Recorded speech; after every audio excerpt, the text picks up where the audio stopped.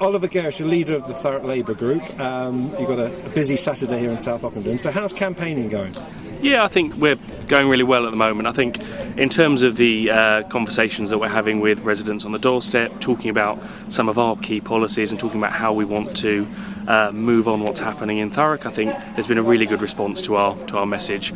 It's been a really kind of intensive campaign. We've talked to probably more residents than we've talked to for a long time in a local election campaign, so we're really enjoying getting out there, talking to people and making sure that they understand what the choice is for them ahead of these local elections. Because it's not just a random wandering around the streets from Avery to Corringham. This is strategic, isn't it? Yeah, absolutely. So in terms of talking to local residents, we're trying to get around all of those areas where we've got local elections this year and looking at those areas where actually the outcome of those elections might make a difference to who controls the council in May. So I think in terms of our talking to residents, we're very keen to make sure that we get around as many areas as possible. As you say, it's not just randomly wandering the streets talking to people. We do make sure that we try and have conversations at least once, or at least knock on everyone's door at least once across the borough, and we're getting on with that pretty well.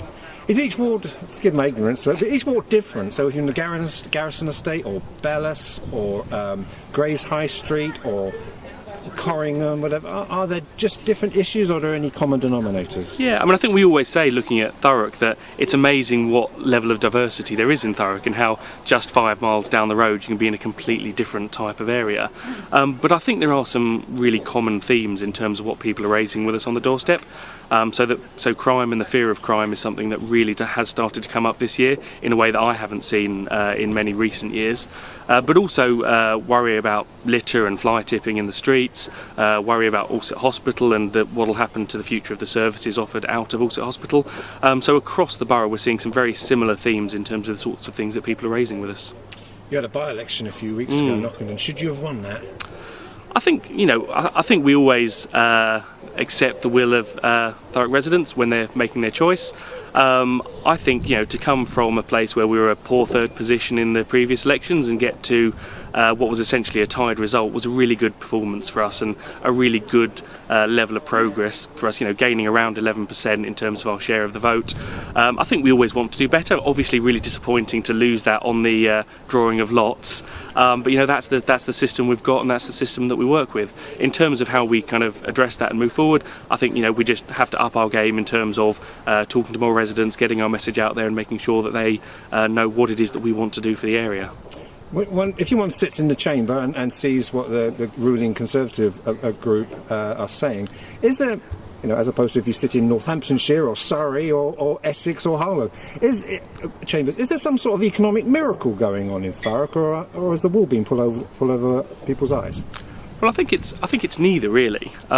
If you look at what's happened to Thurrock Council over recent years, clearly we've seen pretty big reductions in funding from central government, and that's been addressed in two major ways. First of all, there's a change of investment strategy, and that's something that was agreed cross-party. Both Thurrock Independents, Labour and the Conservatives agreed that at Council. That's enabled us as a council to bring in more money to spend on services.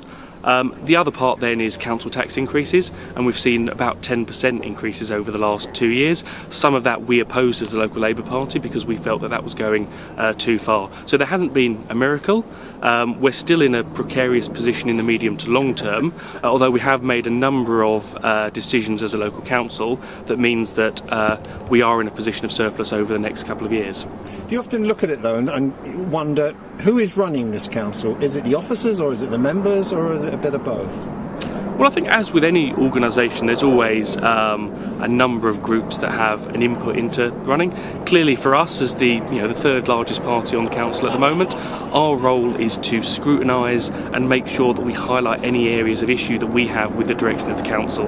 And that's something that we've done quite a lot of over the last year, whether it's on what happens to children's centres, whether it's what happens with the grass tax, whether it's council tax. I think we've been very keen to make sure that our views on those issues are heard loudly and that the views of residents are heard loudly in the chamber. So what will you call success come May the 3rd or the morning of May the 4th? Yeah, I mean, I don't ever like to make predictions on these kind of things because ultimately, residents going into polling booths on the 3rd of May will have to make a decision about what they want to see for the future of Thurrock. I think for us, we want to make sure that we make progress. I think we saw a lot of that in Ockenden. I'd like to see a lot of that through the rest of Thurrock. But ultimately, obviously, we will accept whatever the will of the Thurrock people is, and we'll look to move on in the best way we can for Thurrock from there.